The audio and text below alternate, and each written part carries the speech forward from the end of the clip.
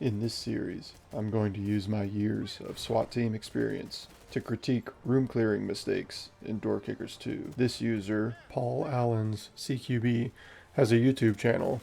He told me to check out one of his videos and critique his gameplay. So let's see what you got. Alright, so off the bat, I apologize. I had to zoom in quite far on the video because it was just a very expanded outward view. It was kind of hard to see exactly what the operators were doing. So I made a secondary recording of the original recording so that we can see a little bit closer here. But as we get started, it looks like we've got a split stack set up on both sides of the door.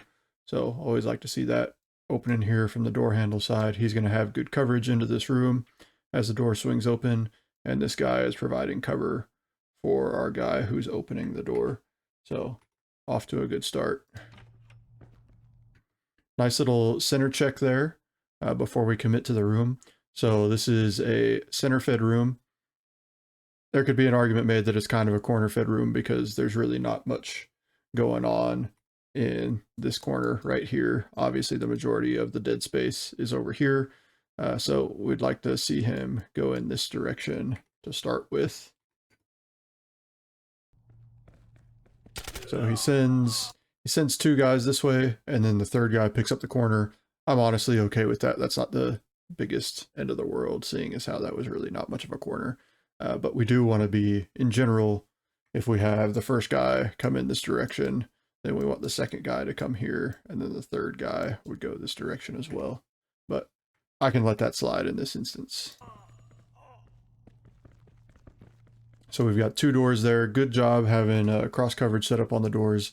These guys kind of moved back to back, having their muzzles pointed at each of these different doors. So I like to see that. Looks like we're putting an explosive charge on this one. I would like to see this operator move a little bit closer in. That way, if for some reason they started shooting through this doorway, right now he's kind of behind the guy doing the breaching, so he can't really return fire. If we move him over just a little bit to right here, if for some reason they started shooting through that door, this guy would at least be able to send shots back while this guy dives for some cover. Okay, explosive charge goes off left and right through that room. That all looks good to me. Obviously we've got this guy shooting through the door here, so I like to see that we're using a wall charge here instead of trying to get in the way of that. Looks like everyone's going to move out and keep some coverage on that door as the wall charge goes off. So as that wall charge goes off, looks like either one of these guys is able to see into that room, takes that shot. I like to see it. Now this is where some interesting things could happen just because of our new angles that we've created. If we had gone through the door, this would have looked like it'd been pretty much a corner fed room, but now we're making this very much into a center fed room. So I like the flashbang out. Let's not move the team out until this flashbang actually goes off. It looks like we threw the flashbang and then started moving immediately behind it. We don't want to chase that flashbang. We want it to go off first, and then we can follow in behind it. So I like this. We got coverage on the door. Just because we've now made our own door doesn't mean that someone can't come through this door. So I like that we've got this guy covering that door for a second. Good cross coverage. This way, it looks like we've got another door here that's opening up into a dining area of some sort. So he's able to take shots this direction. Let's see what he does next. Okay, another flashbang.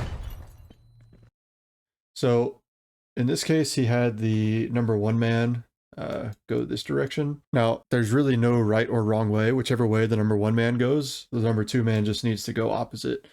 So it's not that big of a deal. Me personally, I would have preferred to have the number one man come this direction. We sort of know that this is just going to be a room right here just from the layout of everything so far. And we also just took shots on a bad guy down here.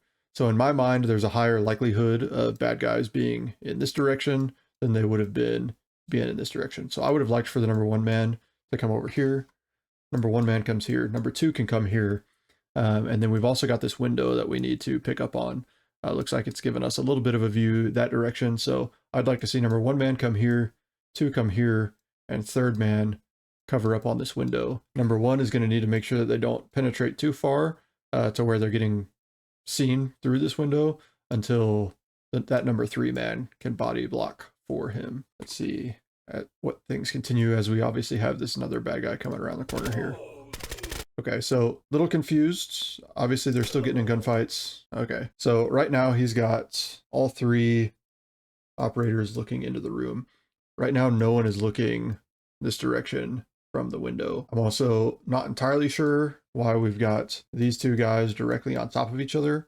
If we wanted to split the door, or if we have enough bodies to split the door, we should split the door so that someone can see this way. The other operator should be here so that he can see this way. And then third guy, you could even bring him around the furniture over here just to make sure that nothing is going to come through this window over here. I'm not a huge fan of what we got going on right here at the moment. And there we are. We're getting shot in the side / back from this area by 2 guys. So these 2 are going to move in. Last guy is now finally picking up that direction. Looks like we're coming in 1 and 2 here. Unfortunate that he didn't catch that. Hopefully, Paul Allen, you'll see next time that always make sure you've got all your threat areas covered. So whether it's a door, a window, threshold, whatever. All right, I like the flashbang from this guy. We'll transition here so we can see a little bit closer. Flashbang from the guy in the rear, and then we've got good cross coverage set up here for him to continue. Left and right. Beautiful. I love that. Go ahead and flow straight into this next room. We had 1, 2, and 3 guys here. But yeah, as we clear this corner, another guy clears this corner. We already know last guy can come up this way. So just go ahead and flow straight on into this next room with 2. Just make sure you don't get your number 1 man in here too quick. Make sure number 2 is right on his tail. But that was very nice. And then of course, long coverage down the hallway, like it. All right, so this is a little bit of a tricky situation here. We've got 1 operator here, and then obviously these 2 here. So I can see that he's trying to get into a sort of split stack type coverage. But right now you've got this guy who's holding cover on the door. Obviously you can't make the game decide who takes shots or whatnot, but I would be very careful if I was this guy shooting literally inches off of my partner right here. You need to make sure that whatever your team SOP is, you're calling that you're literally about to take a shot right next to this guy. Because in my mind, if I'm this dude right here, I'm working my way over to this other side of the door so that we can get nice cross coverage set up like so. So for this guy to be taking a shot straight past his shoulder, that's major pucker factor. What I would like to see is he's not doing much right here. I know he just took the shot in the game, but I'd much rather, since we've already got muzzles pointed on the door, I'd rather have this guy come in line. We've got 1 guy here, get as close to this split stack as possible, and then third guy can come here if you want. It's hard to see down here. We've got a closed door. And then obviously you guys can see the rest up there pretty well. So again, not a huge fan of this guy whose basically muzzle is pointed directly at the doorway, throwing that flashbang. I'd prefer to have the guy at the back throwing the flashbang past, or move him up to go this way. He's covering this closed door. I wouldn't want to drop my muzzle in case there's other guys right here who are coming around the corner. So good cross coverage there. Okay. Again, we're getting into a little habit. We did it up at the beginning. Getting into a little bit of a habit of having 1 and 2 man go in the same direction with number 3 covering the door. I'll just say, don't make it a habit. There are instances when there's no problem doing this. If you are coming into like how we saw at the very beginning, where the door was kind of like this, threshold. We had all 3 guys.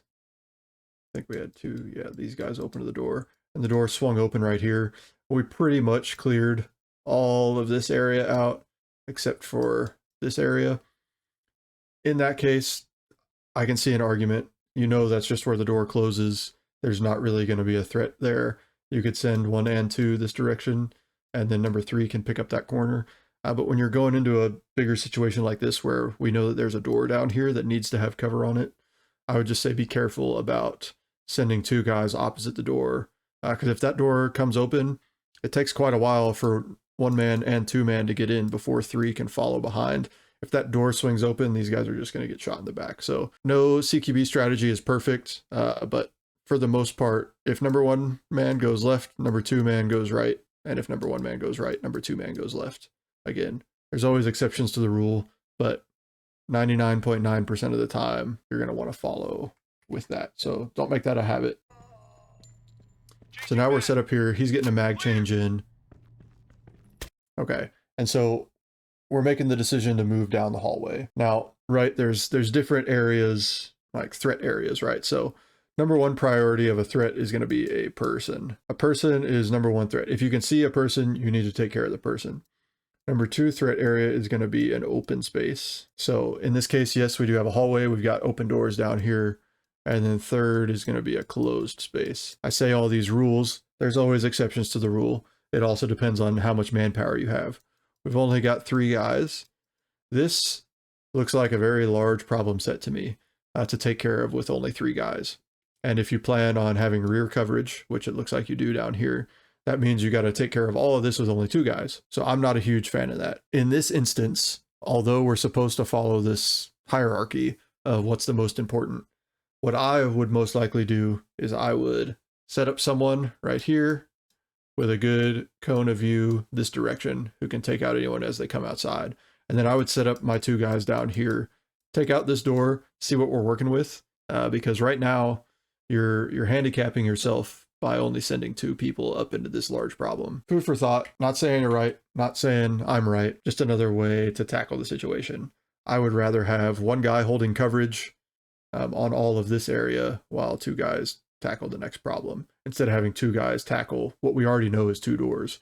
Like, there's literally, in my mind, why are you going to send 2 guys to handle 2 doors? You already know they can't handle that. You're not going to send 1 person up here and 1 person in here.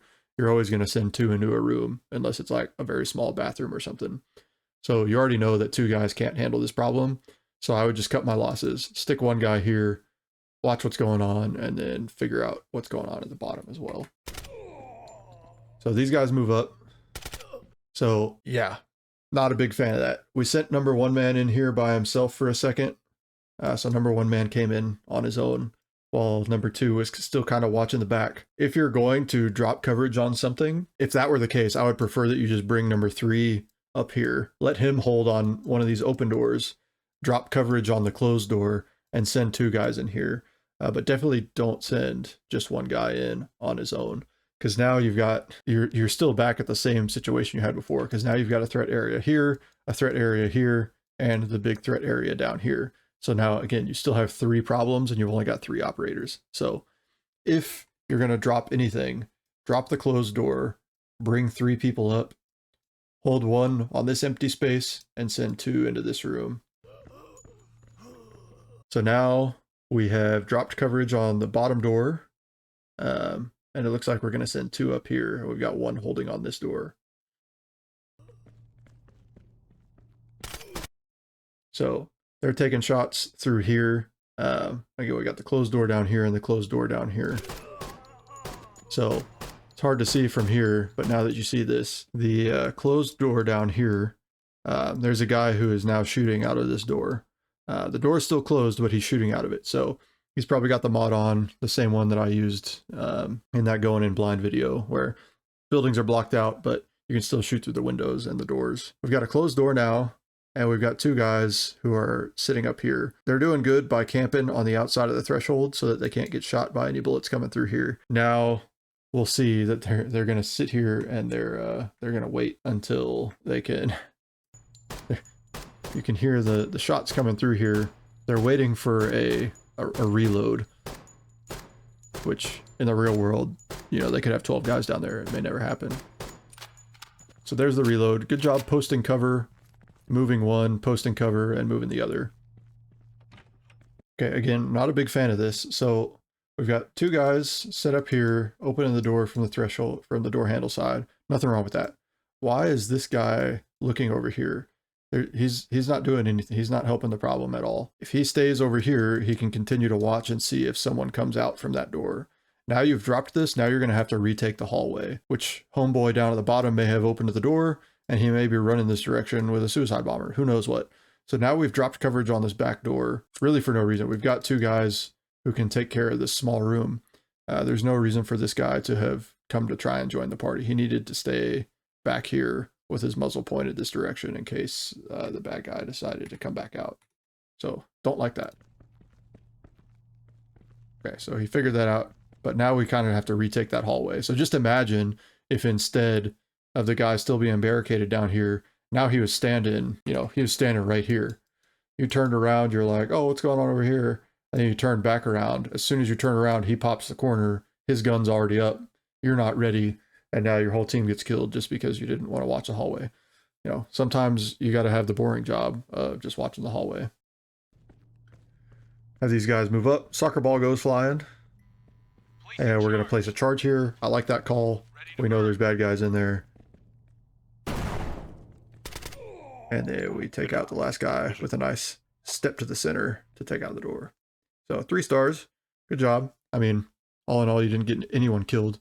But obviously there were a couple of things that I would have done differently there. Hopefully you guys were able to learn something from this video. Please drop a like, subscribe, turn notifications on, jump down in the comments, let me know what else you guys want to see, share the video with a friend.